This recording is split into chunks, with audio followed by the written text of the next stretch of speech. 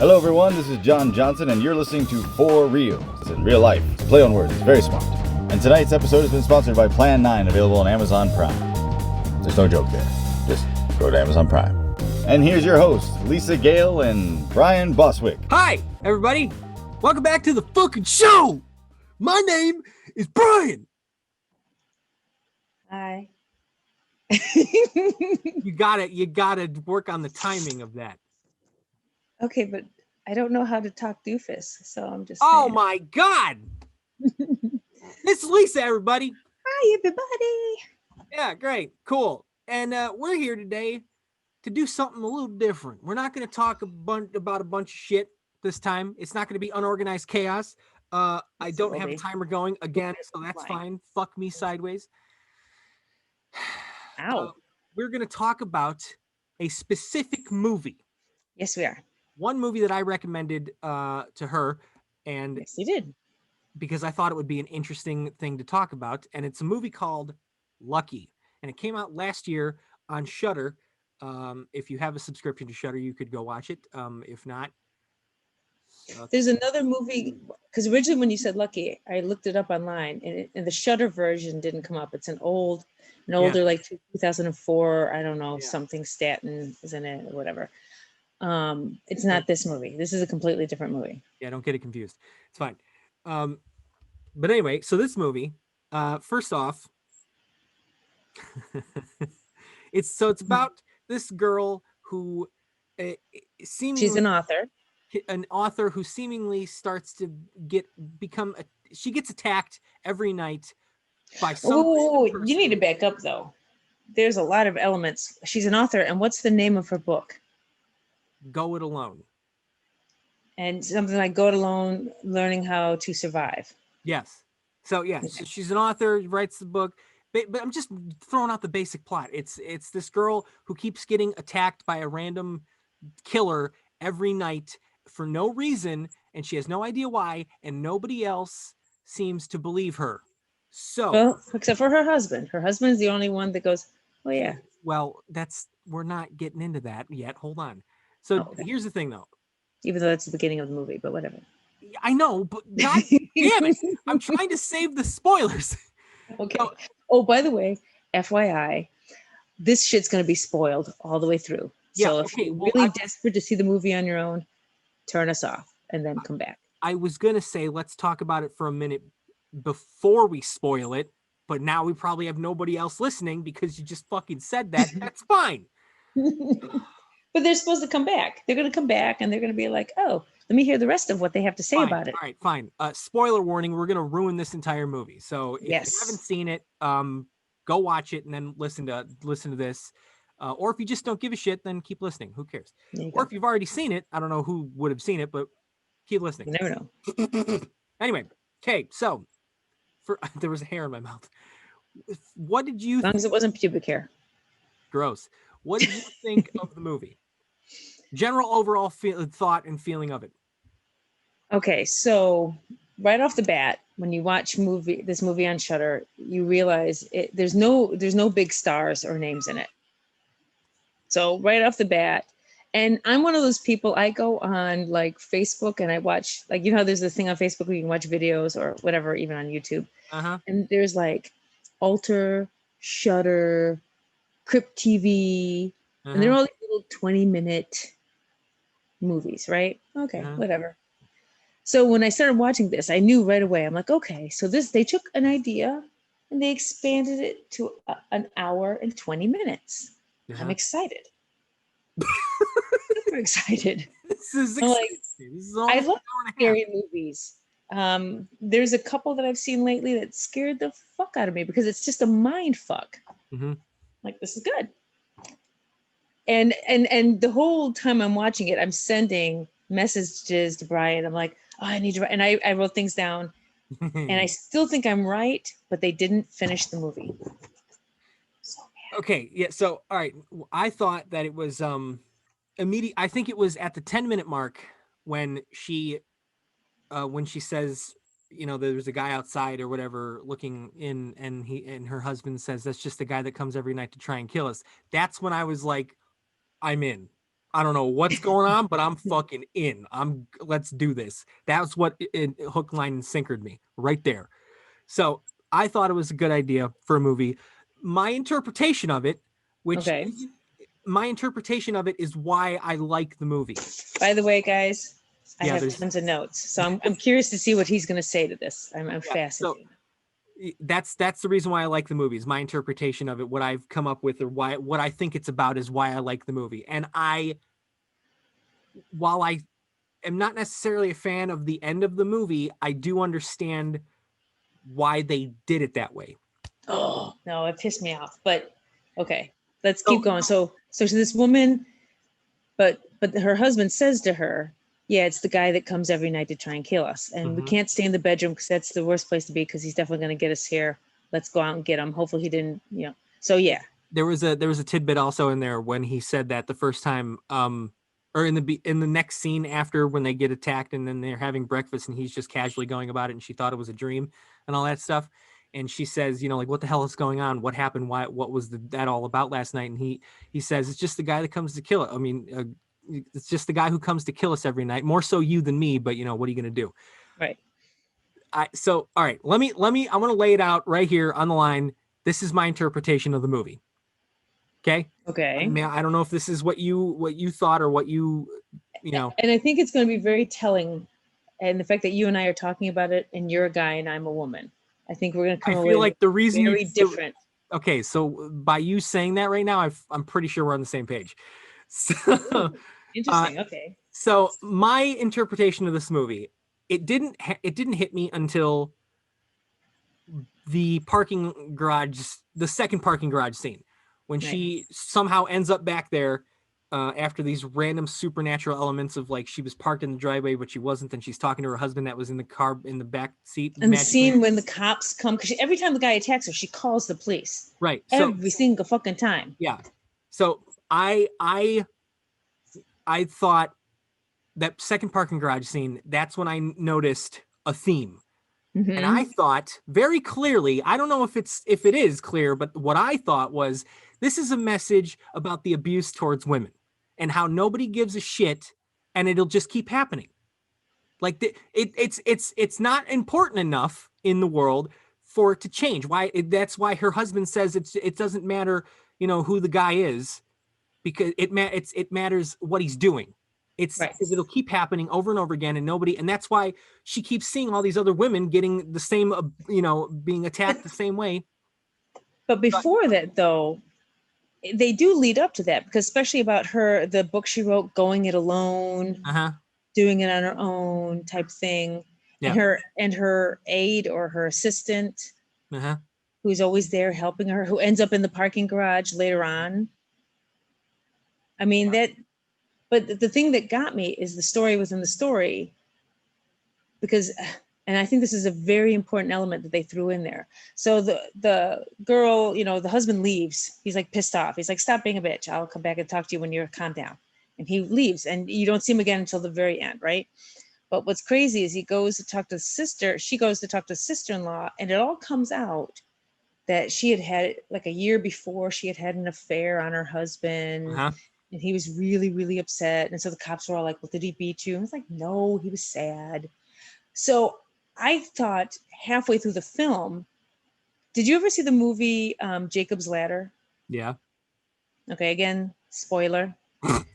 So Jacob's Ladder is this guy who comes back from Vietnam, and he keeps seeing all this weird shit, and he's trying to get back with his girlfriend, and his son had died, and blah, blah, blah, blah, blah. And it turns out he never left Vietnam. He was dying. Mm-hmm. And at the very end of the movie, he goes up to, I guess, heaven, takes Jacob's Ladder up to where his son is, right? Which was played by Macaulay Culkin. But what's crazy is I kept thinking that this was a true domestic violence thing. Mm-hmm. And the very end of the movie was she's going to come out of like a coma or something and be horrifically disfigured. Because every time the guy would come to kill her, he was wearing this mask and it looked kind of disfigured. And I thought for sure she had been disfigured, and this was just her dreaming about it until she woke up. Yeah. So, I mean, I guess we're not too far off about it being an abuse towards I don't think it's necessarily directed towards domestic abuse. No, but that was an But- interesting element that they threw in there. Yeah. I also, did you notice there's certain things in this movie that I noticed that really, this is what intrigues me about this movie. So my interpretation of it, and plus the ending too, when, okay, this is a real spoiler. We're going to, the ending of the movie, when she gets Which attacked. I already Yeah, she gets attacked, and finally the glass shard comes into play, which I still have no. I don't know what the that what the seemed thing like with a the glass random shard thing is. too. Sorry. So, but she takes the glass, stabs him in the neck. They both fall down next to each other. She takes the mask off, and the face starts changing to everybody and stuff, which I thought was a metaphor for like doesn't matter who the killer is because it's everybody. Everybody is Right. the problem. Everybody. So that then that's why I thought, and then it ends. It just Yeah. abruptly ends, and That's that is because the whole message throughout the entire movie is it doesn't matter. It's going to keep happening. Who cares? So it just stops. Right. The movie just stops because there's no ending. You don't need an ending because it's going to keep happening. Who gives a shit? That's why I enjoyed the ending. I don't think they should have ended it that way, but I respect the reason for I it. ended up fast forwarding past the credits because I'm like, there's gonna be something else. Like they're gonna be like, haha, here's the real ending, or some shit. Or I would like to see deleted scenes or some shit. Because when I couldn't, you told me not to look it up, and I didn't. Yeah. But when I couldn't, because earlier I was trying to get on to see it, and I had some technical difficulty. I started looking it up. No. I didn't look up trailers. I was trying to find out. I was like asking Google to help me find out where else was it streaming or some shit. I was looking up shit, and there was this. So two pictures popped up. Oh, great. One was just when she was all bloody. So I'm like, okay, that's her. But there was another picture of a blonde chick, and the thing that came up is horror films that had horrible endings for characters. Oh my God. And it looked like the same chick, and half of her face was like ripped away and her teeth and jaw were showing. Uh-huh. And so I'm like, I kept waiting for that to show up in the movie. I'm like, okay, it's coming now. Why the fuck is the credits coming? Where's the face? What happened? So I don't know if that's just the same actress, but it totally like skewed me just a tiny bit, unfortunately. Might have been another movie. It sounds like you're talking about the poster for Rabid. Oh, that might have been. I don't know. It didn't say Rabbit. I didn't look at it. I didn't look at it that deeply because I was trying not to. Yeah. So I've noticed a bunch of things from this movie, little tiny details that like I don't know how they're connected, but I just noticed these things. Like, Okay. have you noticed before, like halfway through the movie, every single person that she interacts with is like ethnic or black?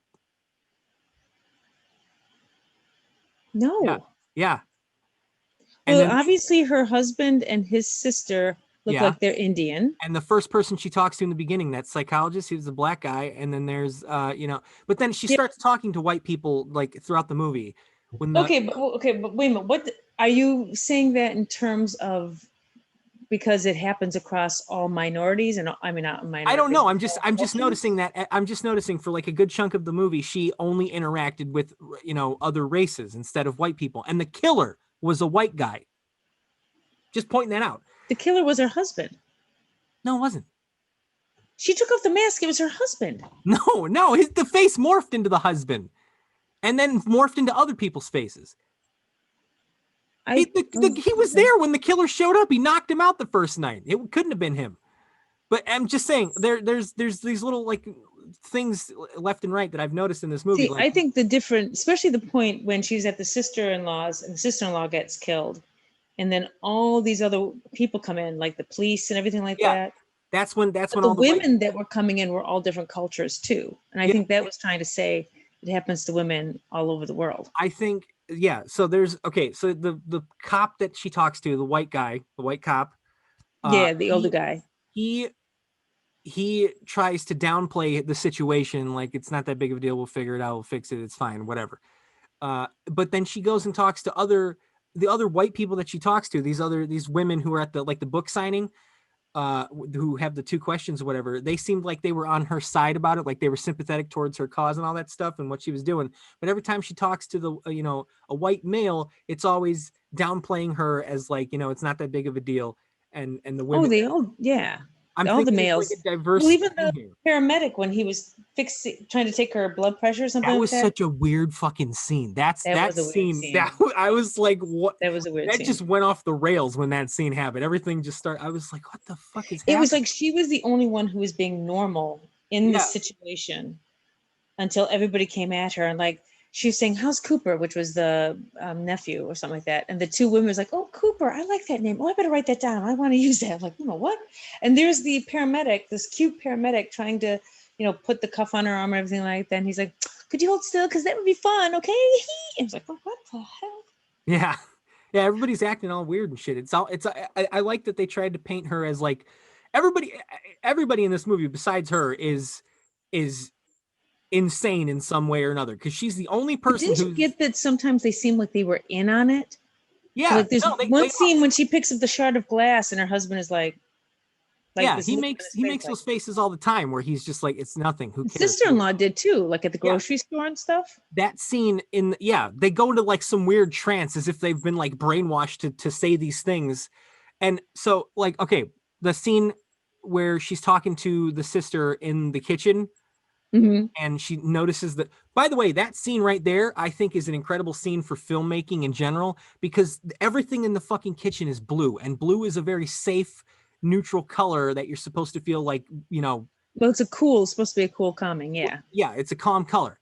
Everything's blue. And then she notices the scar and the whole tone just completely changes, but you're still surrounded by blue. And I thought, like, that's a hell of a weird combination to be like feeling uneasy in a blue environment.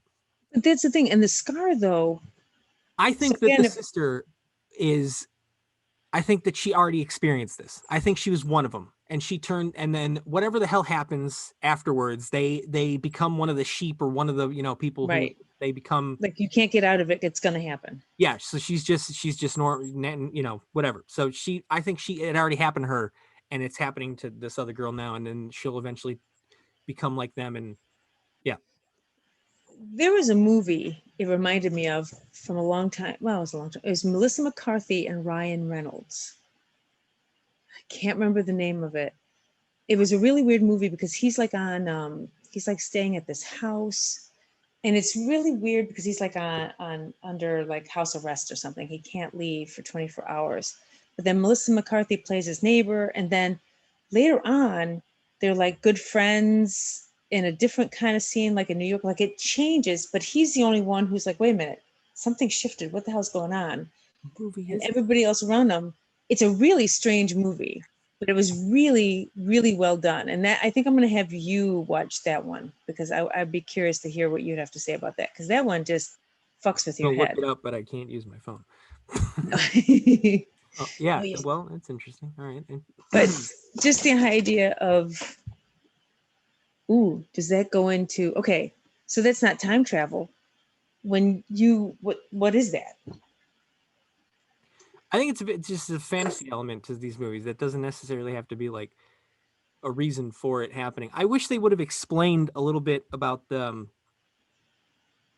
like why she was the whole the reason for everything happening, like the direction that they went with, like all those people talking at her at the same time and all the weird fantasy elements and stuff in this movie that happened, like how she teleported into the parking garage, or her husband showed up in the back of her car and stuff. Like, I wish they would have explained why that was the choice that they made. Like, why did you decide that was, I don't know. Well, the thing about the garage though, for a woman, is a big fucking deal. Yeah, it's the unsafe thing. Like, you bend down, pick up your keys, and anything. It's a huge unsafe thing. In fact, even in the beginning where she hears the scream.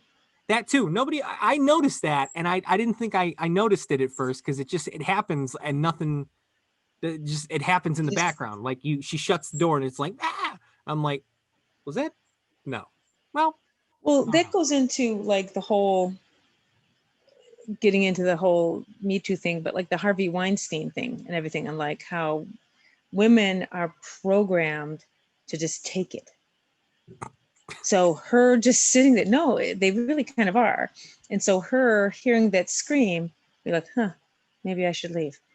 And even her whole attitude at the end when her assistant ends up being there and being abused also by a guy, because each woman had a different guy abusing her that they have to keep trying to kill over and over again.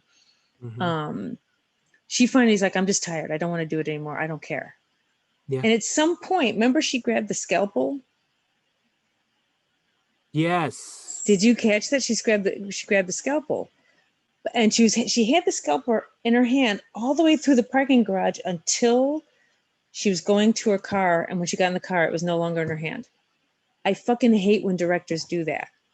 Like you make a purpose of having her grab it off the tray that has the medical stuff on it to grab the scalpel. That couldn't have been a continuity error. That has to have been a specific like filmmaking thing because they had a close up of her grabbing it. Yeah, but So they yet drew somewhere attention. along the line it just disappeared. She just dropped it. They didn't even show her dropping it. Just all of a sudden she's running it with her hands, and now she's going to the car and there's nothing. And I remember really looking to see if it was in her. I'm like, where the hell did it go? Why do they do that? Did the director just forget? I mean, I don't know. I feel like I'm like tripping you up here. no, yeah, because you're bringing up a lot of good points and stuff. But what else you got? Because I got. Well, nothing. I don't feel like the name Lucky fit the movie, only because the director again kept focusing on glass, the I really plate, wanna know the what shard. I want to know what the point of the shard is. Like The shard, had some magical power, and she was able to take the mask off. I mean, it was kind of stupid.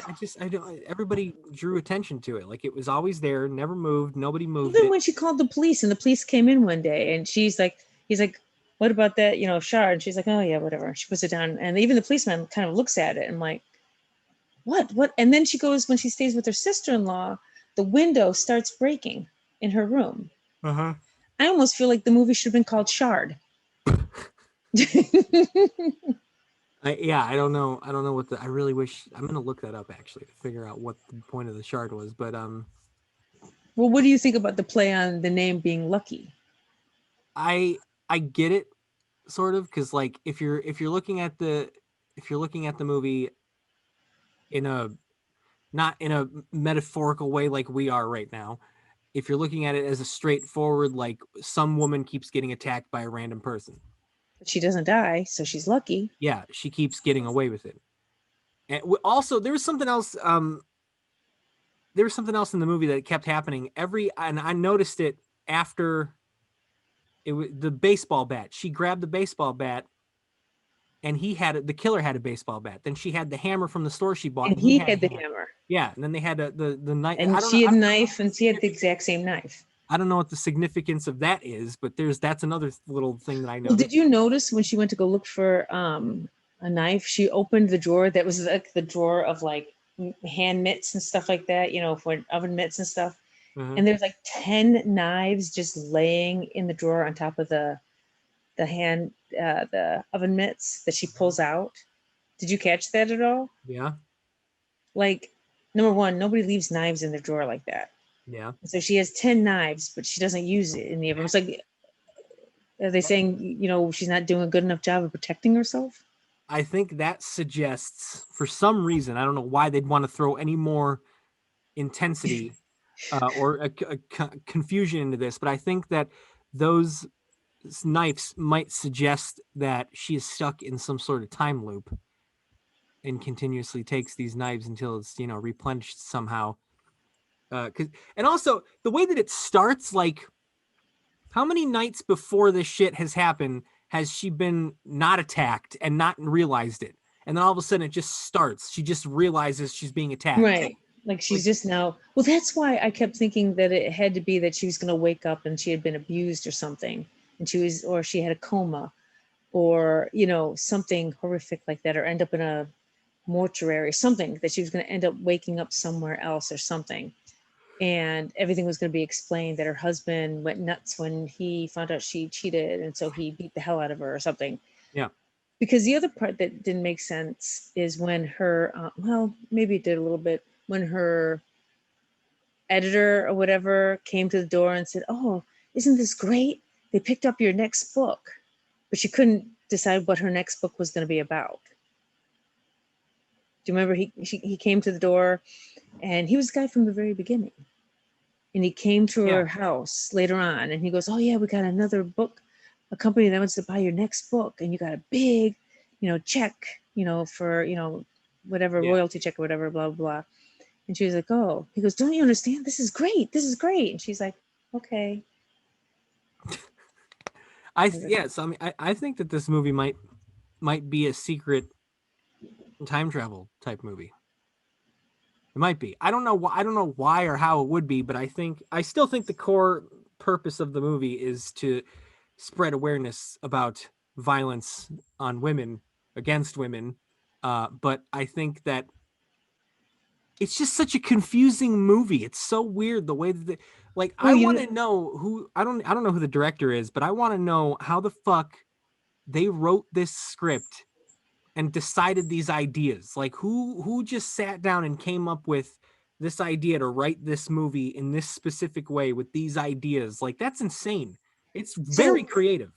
Remember when I said, there's all these little like Shudder and Alter and Crypt and Crypt TV and stuff like that, and all their little movies are like 20 minutes. Mm-hmm. It's like they took a 20-minute idea, and as they were filming it, they just added stuff to it. Yeah, like other symbolism and other ideas, and just kept throwing things on top of each other until it came into whatever the fuck it was. Yeah. But it did bother me though, because at the very end there wasn't a finality that I wanted. But that's like famous authors, like do you remember the book? The book was great, the movie sucked. The Giver. The movie wasn't. I never read the book, but I saw the movie. I didn't think the movie was bad. That's probably because I never read the book. You read the book, you'd be like, "Oh, this sucks." But again, Lois Lowry left the ending very ambiguous. You had to figure out. In the movie, they kind of give you more of an ending, but the book gave you no ending. You didn't know what was going to happen or what happened.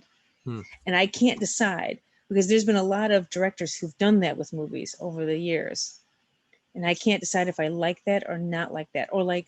When we were talking about Ram Zombie and stuff like that, a lot of movies where it ends with a person that you're rooting to get away doesn't get away. Yeah. That's disturbing, because there's this feeling of like I can't get away from it. And that's kind of like with this. I like when movies do that though, when they give you a more realistic ending, because not everything has a happy ending. So like. No, but it seemed like Hollywood, man, when they realized they could make a movie that doesn't have a good ending or happy ending, they fucking rolled with it. Like it's like a thing. This is completely off topic, but the movie The Mist, the fucking ending to that movie, while it's an incredible film and I respect the ending, the ending, I like the ending because of how emotionally and powerful it is. But I also fucking hate it because it's just so aggravating. That whole thing, the whole movie led up to that moment. If you would have just waited 10 fucking more seconds. Not even 10. If they had just waited like 5 more seconds. It's just the whole thing. Like that whole entire movie led up to that moment. And then you just. And do you remember the woman at the end of the movie when the guy's standing there and the truck goes by of all the people they had saved? Yeah, the people who left the store earlier who thought. The one woman who was like, "Could somebody please walk me home? My children are home alone and they're little." Mm-hmm. And me as a mother going, "Why the fuck did you leave them alone?" But whatever, okay. That movie, I love watching that movie. I hate the fucking ending, but it's a realistic ending. But it is a realistic ending. Yeah, it's I just hate it because I don't want to see people get hurt. But I don't know how realistic that is time wise. Like I mean, if it was more realistic, I think they probably would have, instead of decided to drive through the mist, I think they would have just given up earlier. There was a Netflix series, The Mist. I wasn't very happy with it. Yeah, it didn't go very well. I mean, it wasn't terrible, but it didn't go very well. No. But I like movies that have endings that don't. I like the movies that don't have happy endings, because it makes it more like it. First of all, it balances out the rest of the movies where you have some fucking happy-go-lucky ending, and you're like, oh yeah, I know. And even in the horror movies, you're like, oh, it's gonna be a terrible bloodbath, but like at least she's gonna live in the end because that's how it goes. See, that's what was great about the Nightmare on Elm Street series, the original. Mm-hmm. I mean, there was no every ending, every movie ended with like, oh fuck, we didn't get rid of him yet. Yeah. I also like movies that shock you, like killing off a main character or something, like 20, 40 minutes. No Country for Old Men. Yeah. Yeah. Fuck. Like, yeah, that was, yeah. And another Psycho. You're with Marion for the entire like movie up until the shower scene, which is like maybe 40, 45 minutes into the movie. No, and you're then right. she just gets killed. And you're like, now what? what the fuck? What do you, what? Like, I love movies that do that stuff too. And so like, it feels like it's when the director forces the movement of the movie in a different direction that you're not prepared for. Yeah. Because you want a movie to be linear. And when it's not linear, you're like, oh. But that's the thing too. Like Psycho is such a fucking pioneer with these like horror movie tropes that like it's a mystery as to why they didn't carry on sooner like that, because like it's 1960 and you got the main character dying in the movie 40 minutes into the movie. You got a toilet flushing on screen for the first time, just a little Hollywood fact there. There's just so many things happening in this movie that like happened for the first time in movies, which is why it shocked so many people. And then like later on in modern times, movies do that, but they have to come up with a different idea. They have to come up with like killing the main character is they're probably going to see that coming. So let's not kill the main character like we used to not do. That'll throw them off, right? But then people will be like, well, they're just doing it. What they usually do is that obviously the main character is going to live because it's the main character. So then you're stuck in this fucking loop where it's like, what do? Do you change this specific cliche to this? And that's what's hard about making movies. And like, here's the thing though. Do you find like, I mean, I've been watching, I mean, everybody watches movies, but when I was little, my parents were divorced. My dad would pick us up and we saw tons of movies. First naked butt I ever saw was Clint Eastwood in Alcatraz. I was like, whoa. I was like a little girl. I'm like, what the hell's going on? But anyway, so I've seen lots of movies. You've seen lots of movies. Do you find it getting harder to be pulled in as easily? Like, do you sit there and go, shit, I know it's going to happen? Well, okay. More often. For me, yeah. Okay. So somebody like me who has seen Gazillions. Countless fucking movies. I can, as sad as it is, sometimes I'll get like 5-10 minutes into the movie. If it's specifically horror movies, I don't know about everything else, but like specifically horror movies, it's like 5-10 minutes into the movie, I'll be like, oh, well, that's the killer right there, and I know exactly what's gonna happen. Like, and it pisses me off because it ruins it for me. But like, I can't help it. I know what the fuck's gonna happen. But there's I want to not do that either, but it's like you can't. It's like you just analyze the shit out of it. You can't help. Yeah, I don't watch. Okay, that's the thing too with me. Nobody knows this, but I used to, before I became the nerd fucking film buff that I am now. That we know and love today. Before, when I was growing into the nerd buff, movie buff that I am, I used to be able to watch movies like an innocent party. Just watching a movie, engaged in a fit, like I'm just watching what's on screen. It's incredible that this is the story that I've been sucked into, and I'm now in this world with these characters. But like nowadays, I do this every time, and I can't shake it. I watch a movie because I'm such a fucking filmmaker at this point. I watch a movie, and I'm not engaged in the story as much, and I'm looking at it like, wow, that's a good shot. I like the way that I like the reason. You do say that a lot now. I have noticed that. And I point out all these things about the behind the scenes and the making of the movie instead of like the actual movie itself. Like what I said about Lucky when I said that entire scene was everything was blue in the scene, making you feel like you're safe, it's calm, everything's fine. Then you notice the scar, and it's like, oh shit, what happened? Like stuff like that. I noticed this shit. Like M. Night Shyamalan is really big for that too. Yeah. But kind of in a too obvious way, I think sometimes. What do you mean? Well, no, okay, not too obvious. Like, I like when a director. See, this is tough because like you name lots of directors that you like, and they have a certain pattern of how they do movies that are just enjoyable and blah blah blah. But I like it when a director comes out with something surprising that you don't see that director doing. Do you know what I mean? Well, like Rob Zombie and the Monsters. Yeah. That'll be interesting. No, yeah, I see what you mean. Like, well, okay, M. Night Shyamalan, yes, he went from I don't know if it's the right term, but campy little horror stories, and then what did he break off into? What was the first one? It was Lady in the Water, and then he did The Happening, I think was the next one, which is still kind of a. I like The Happening. I love that movie. People think it's fucking dumb, but I love that movie. I like that movie. I think it's a little ridiculous, Mark Wahlberg talking to a plastic plant, but like in the context of the movie, in the scene, it makes sense. It's the comedy of the movie. To their plants, they love their little plants. I talk to my plants. I go out and hug them.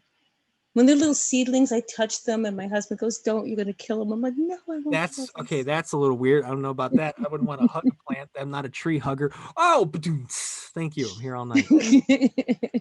Anyway, but yeah, no. So he went from The Happening, which was his like bigger horror story, and then I think I'm not 100% sure, but I think the next thing that he did was The Last Airbender, which no. I'm pretty sure. No, I thought M. Night Shyamalan. Okay, wait. He also did I See Dead People. No, what's the damn movie? I See Dead Sixth People. Sense. Yeah, that was his first movie. Yeah. He Sixth did all Sense. these, yeah, that's what I'm saying. He did all He these. also did The Village. Yeah, these are all before time. This isn't before. Wasn't the Servant or the Savant or something like that on Apple TV? Didn't he just do that just recently? Yeah. That's his most recent one. I don't think his last one was Airbender. No, I know. I'm saying I'm agreeing with your point, and like you like when directors veer off and do something completely different that they don't do. So he went from making little tiny horror stories to The Last Airbender, which was a terrible movie, by the way. I just want to point that out. Disgusting. I never liked the cartoon anyway, but I can respect why people hate the movie. It's a fucking dumb movie. But well, you have to know a lot before you understood that movie, and I don't like that. Yeah, there's no. And then he did, I think, Afterlife. With Will Smith and Jaden Smith, that random sci-fi movie, also not that great, but I didn't care for it. So he'd been doing these random like different things, and then he came back to his horror roots and did The Visit with the two grandparents and the kids. And that movie. Well, that was creepy though. That was creepy as fuck. That creeped the fuck out of me. Yeah, so he's veered off course. Especially when she's like, move the camera and let me see what grandma and grandpa look like or something like that. And the mom is on the phone with them or on the computer or something like that, because it's the only way they can get a hold of mom. And they turn the camera on. They're like, that's not grandma and grandpa. I'm like, oh my God.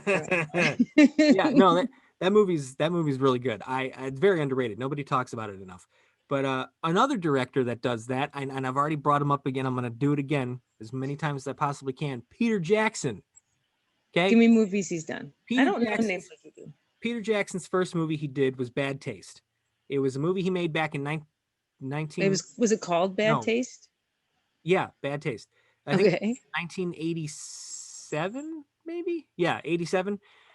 He made it over the course of 4 years with just his friends, and he put up the money himself and all that stuff, so yeah, he made that movie. Is it like a Skeleton Key where it's just like no. Whatever the fuck happens, and it's a very, very cheesy alien invasion movie type thing, but more in line with like a zombie apocalypse. Like these aliens come down to Earth and they embody themselves in people, and then it's like But it's for his first movie, it's pretty good. It's pretty good. I'm not gonna lie. It's very well. And then he did Meet the Feebles, which was a puppet musical comedy show, but it was like more along the lines of like Who Framed Roger Rabbit, with like they're being dirty, about it and stuff. And it was pretty good. Also pretty good. And then he did Dead Alive.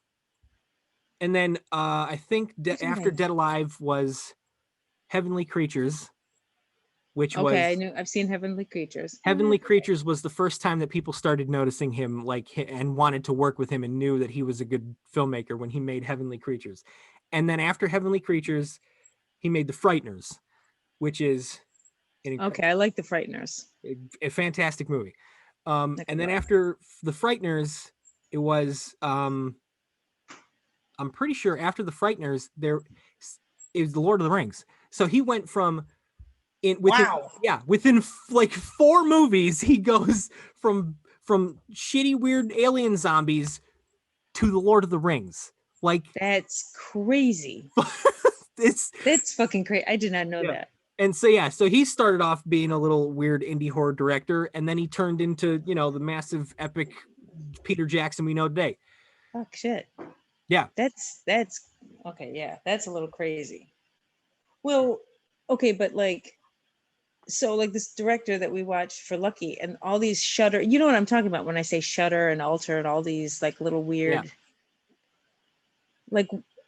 I see all the same people being used over and over again. And are these little shows being directed by do you know anything about the directors? Are they little directors like the guy you're talking about who's going to someday do Lord of the Rings kind of movies? Or are they famous directors that just want to try doing stupid shit because they're bored? I mean, I don't know anything about these directors of these films. I don't know who the director of Lucky is. I didn't look it up, but I can guarantee I've never heard of him.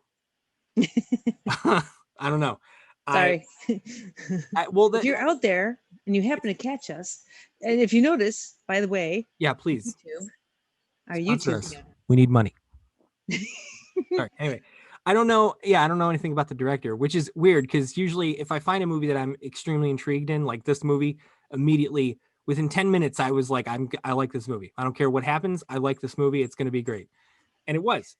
I usually look up whoever the fuck the director was and see what else they did, because obviously if they did something good but that's not always the case though. It's not always the case. There's directors out there that have made movies that are not great, but they also okay, for instance, I just watched a movie today called Separation, and it's from, oh God, what's his name? Brent something Brent. It's about this family. So there's a divorce happening between these parents, and they both want the kid, and then something happens.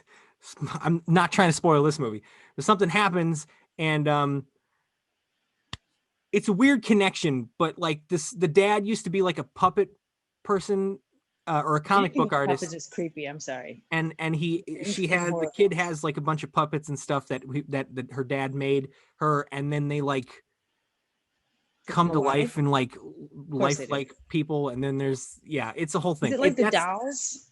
That's the creepy part about it. No. I mean, no, they literally. It's not a puppet. It's a fucking physical person that looks like a puppet, but it's a ghost, obviously. There's a guy in a TV show called Channel Zero, which they only went for 4 seasons. And the last season he was in, it was the something door. Fuck, what was it called? I forgot the name of it. The Dream Door, something like that. Okay. And the monster in that, it's that show is based off of creepypastas. They would take a famous show or a famous story and turn it into a season of the show. And so the Dream Door was about these people who moved into this house, and they had this weird contortionist fucking thing that would lean back and walk up towards them. It's the same guy who plays that character in that show. He plays it in this movie Separation, and he's only in it for 1 scene, but whatever. But anyway, point is, this movie wasn't that great. I didn't like it that much. It wasn't bad, but it wasn't great. But the rest of this guy's repertoire, the director who made this movie, he made the first Orphan movie, which is fucking incredible. Okay. I like the Orphan movie, yes. He made, oh, Jesus Christ. No, again, I'm not Jesus Christ. He's calling me that. I mean, he's going to get mad at me and strike me dead. I'm Lisa. I'm not Jesus Christ. Yeah. But thank you. Whatever. Thank you for thinking I'm that amazing. Jesus, Lisa's, Jesus, Lisa's. How about we'll call you Lisa's? There you go, Lisa's. Great. I don't know. I forgot what else he made. But anyway, the rest of his movies, the rest of his career has been good movies that he's made. Okay. Then he just made Take this our word one for it. random ass movie, and it's like, what the fuck are you doing? Mhm. What happened there? What did you do? It's weird. Why do these things happen? No. I wish you could name other movies by him. I Well, like. I could. I mean, if I could look it up on my phone, I would, but I can't. What's your phone doing right now? It's broadcasting a face. Yeah, that one. A face? Nobody knows. Listen, for everybody out there listening who can't see right now, on my phone screen, I have a personal showing of Wee Dot listening to our podcast. So I can't really use my phone for anything else You because mean that the would interrupt her amazing, viewing experience. That's a cat. There's a pussy gorgeous? behind you. What do you got against pussy? I didn't say, what the fuck? I didn't say anything about it. I mean, You guys try and trap me in these I things. got another pussy sitting over there. I've got several pussies. That's how I roll, people. Wow. You mean the engaging and amazing Weedot is watching us right now? I didn't know that. I would have Yeah. put on a different shirt. Well, no, she's not watching Oh. you. She's just watching me watch us. Oh, she's your own personal audience? Is that what you're saying? This whole fucking part of the podcast is gonna get cut out. There's no No, point. it's not. Keep it. What? There's keep no it. point. Sure, there is. It's funny. We're talking about pussy. It's always funny. Yeah, no. Weedot, Okay, she's Weedot will saying tell no. you. She's saying no. Cut it. So I'm gonna cut it. No fun. No. Hold Anyway, on. Let me see what other. Wait. Let me see what other notes. Do you want me? Yeah, You want me to read you my notes? we've completely veered off course of talking about this Wait. one specific movie. Hold Sorry. on. Hold on. Listen. I said it looks like a whole. By the end of it, I said it was just like a one big giant PSA movie, which we talked about. You're not wrong. Let's see. Oh, did you catch the green ivy that was growing everywhere too? What? No. Oh my God, it was really creepy. Because at one point it's outside, but at one point she's leaning over, like when she was upstairs looking down. There's a whole bunch of green ivy that had grown inside the house, which I thought was really weird. Anyway, domestic violence. Let's see. All started in garage. Remember the screen. Parade. Blah blah blah. A male. I can't read what I said.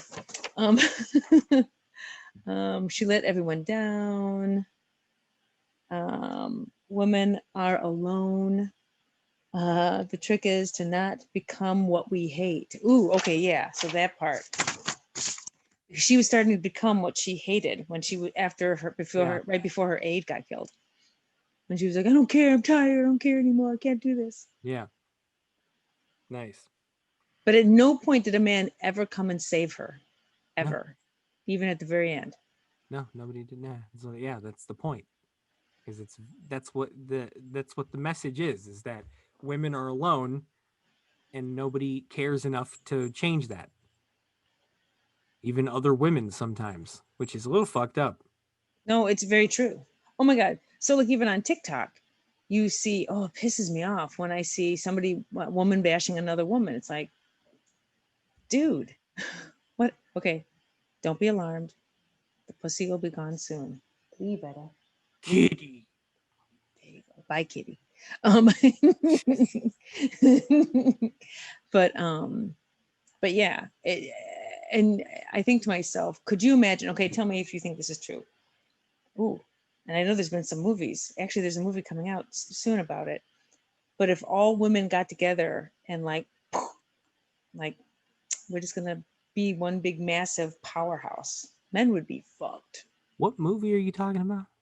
Oh, there's a movie. Oh, I'm trying to remember. It's on one of those fucking channels you got to pay for now. Where all the men. There's like 500 of those now. Is this the porn that you're talking about? No, it's not porn. This is a giant orgy that's happening. No, but some disease gets out and only kills men. So all the men are dead, but they have sperm left over from sperm banks or something like that. But they so they impregnate certain women but the one woman doesn't really want to be pregnant. She's not sure what's going to happen, and she finds this interloper, and it turns out to be a guy, and it reminded me a little bit of the movie Beguiled, a little bit.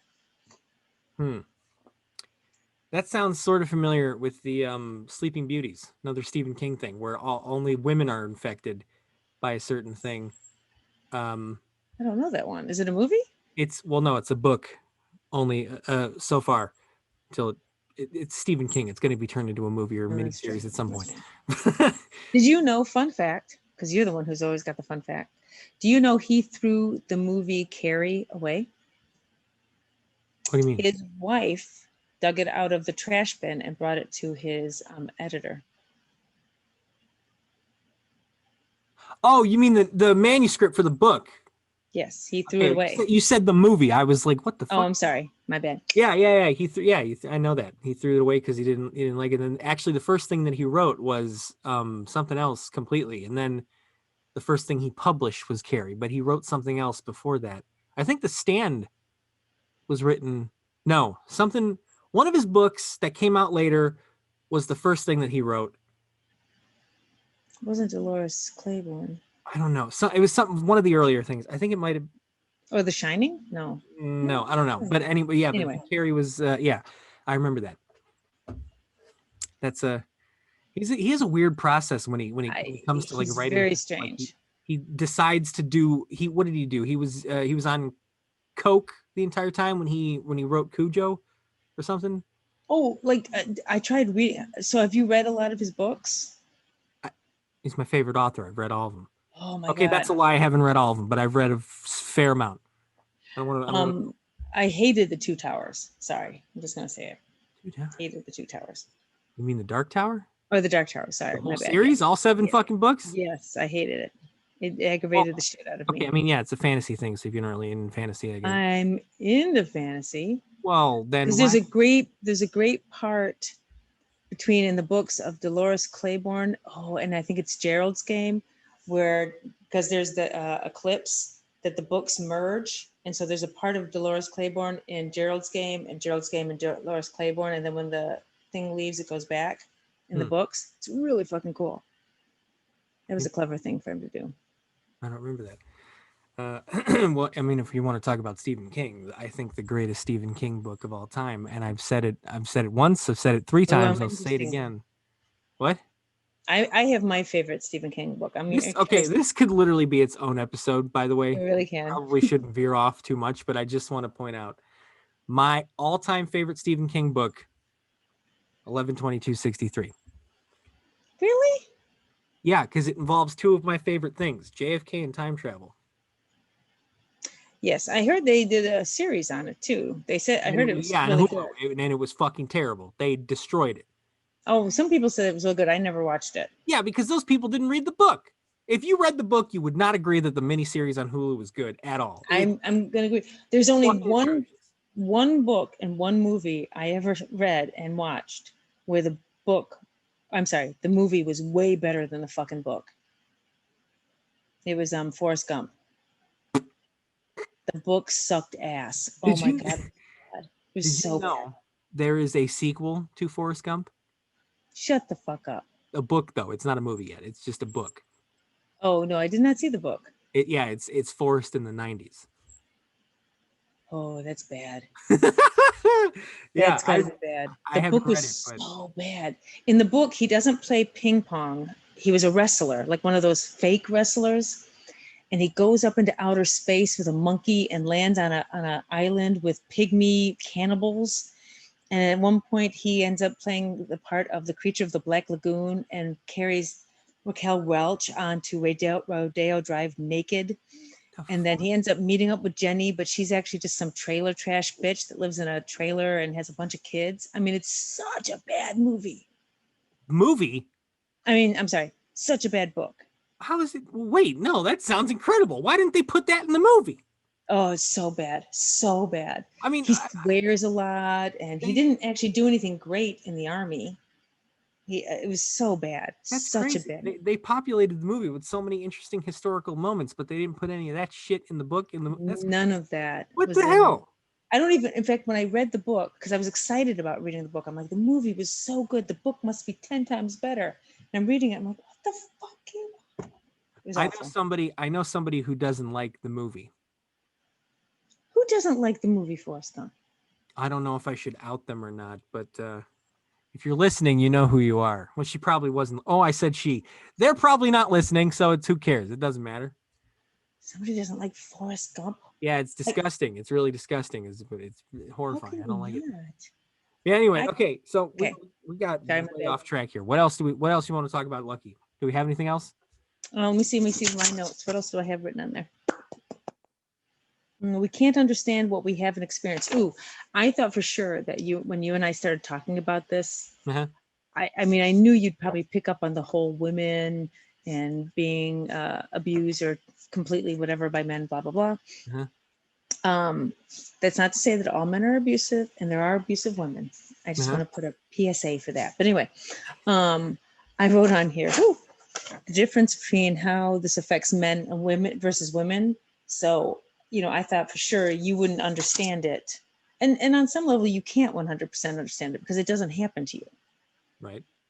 Have you seen it happen to other women? I mean, in front of you, have you ever had that kind of situation? Not in person. I've never seen it. No. I've heard Okay. a lot of stories from people, but I've never seen it firsthand. Has your mom even ever said anything, or you don't talk to your mom about that kind of stuff? No, I don't talk to her about anything. She doesn't give a shit about my life. So when she moves, is she going to remember that you're in the basement? Be like, is she going to bring you? Well, yeah, no, I have to go because she can't do half of the stuff in the house without me. Literally, yesterday, she dropped her phone in between the couch and she fucking called me down here and she's like, "Can you come up here and help me get my phone?" Just move the couch, man. I know you're 62, but move the fucking couch, man. Jesus. No, I'm just saying, she calls on me for such minuscule things all the time. And it's like, Does she call you Bri Bri? What does she call you? What does she call you? She didn't I call wanna me, know. no. I'm just saying, if I wasn't living here, like I shouldn't be, 31, like she'd be fucked. Anyway, No, that's fine. we're not getting into personal fucking issues here. Anyway, so movie. We're talking about the goddamn movie. Anything else? You shut your face. Stop laughing. God damn We're it. keeping this in. Fucking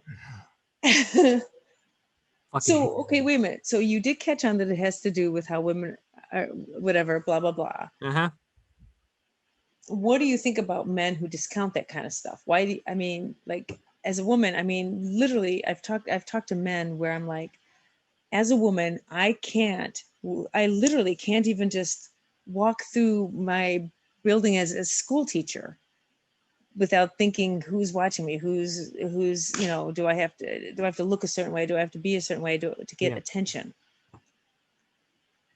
I mean, Well, so wait, you're asking like, how do you think men think that way? Or why do you think men think that way? Or what no, I mean, okay, it's like anything. Okay, here's another perfect example. The other day I saw a video on TikTok and the music in the TikTok was very, very sad music. Nothing comical about it at all. Mm-hmm. And it was a black mom. The guy was pretending to be like a little kid. He was black. He was trying to be like a little kid. And the mom was combing out his hair and it was kind of hurting his head and stuff like that, whatever. And I put on there, I'm like, that's really sad that he couldn't just keep his hair as it is. Why did he have to get it brushed out? I was trying to be like supportive and I got reamed for it. And I finally took down and another African-American woman spoke to me and she goes, "Listen, you're never going to understand this. This is something we only understand." And I conceded and I'm like, "You're right." And I deleted my comment, not because I thought I was wrong and they were right or whatever like that. I can never understand what it's like to be black. I'm not black. Right. And just like a man could never understand what it means to be like a woman, but just like I can never understand what it means to be a Canadian that lives in the basement. God damn it. God damn it. We're so you piece of shit. Shut up, God damn it. Oh, yes. But fuck you and back. On that wonderful, adoring note, I think we're done here, yeah? I think so. I think we might be. Great. I'm so glad. I hope everybody enjoyed listening to us analyze a movie and then go off topic like we always do, talking about other shit, and then get into personal domestic situations. That was fun. So thanks for showing up. Thanks for listening. If anybody did listen, Someday they'll listen to us. Someday. yeah. Not Hey, until but we're famous. I just want to say though, while we're here, I want to thank you for your little drawings and stuff that you did. Super cute. Oh I yeah, think- for the intro. Yes, I think you need to keep doing that kind of stuff. So eventually we will have merch and stuff, but right now, I mean, I don't, yeah. someday. But I think that came out super cute. So I think I just want to say thank you for that. I'm being Yeah. serious now. Yeah, no, you're what? Yeah, oh yeah. You went from thanks for being a Canadian in the basement to thanks for making our fucking merch. Jesus. That has to be a show all on its own. The No, Canadian in the basement. that's what our podcast should have been named. Canadian in the basement. No, Canadians in the basement. And That it- would it's be funny because neither of us are Canadian. We could only could one of us pretend in to the be. basement. We could pretend to be Canadian. It could be. How do we do that, eh? I mean, but it'll offend Canadian people, so maybe not. No, Well, that's no, true. they We don't. can't- Who gives a shit? They're too nice to fucking yell at us anyway. Who Hey, cares? hey! If the Handmaid's Tale really happened, I need them to have my back, man. Just saying. All right. Thanks for listening to our show there, bud. It was real fun. I'm happy to have been of service to you. I hope you know what it's about. Wow, you got to work on the fucking accent. Okay. Next time on For Reals, we will be talking about I don't fucking know because we don't plan this shit ahead. We're just going to come up with something. So don't suspect anything, okay? Not at all. All right. Goodbye, everybody. Hi, this is John Johnson. I have not been a part of For Reals, the show with Lisa Gale and Brian Boswick, but you've been listening to it, so sorry.